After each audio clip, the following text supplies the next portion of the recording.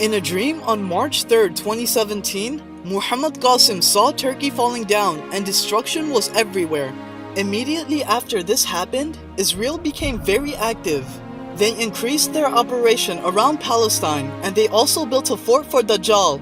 And Muslims couldn't do anything either other than protest. Then Israel formed alliances with other countries and spread corruption. USA was among their supporters and helped Israel by offering their intelligence.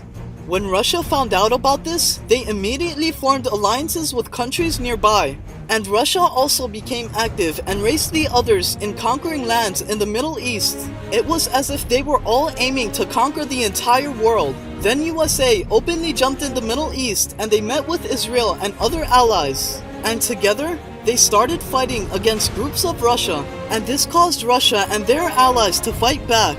And thus, World War III had begun, and the battlefields were countries of the Middle East, due to which the worst destruction took place in the Middle East, and huge amounts of Muslims were massacred.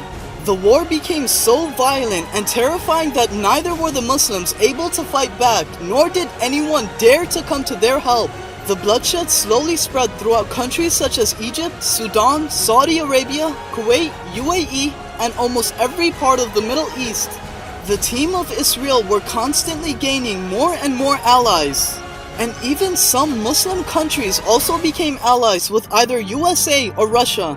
Both superpowers wanted to conquer most of the land, and whichever territories they attained, they held onto it firmly. And they continued fighting one another whilst massacring the Muslims.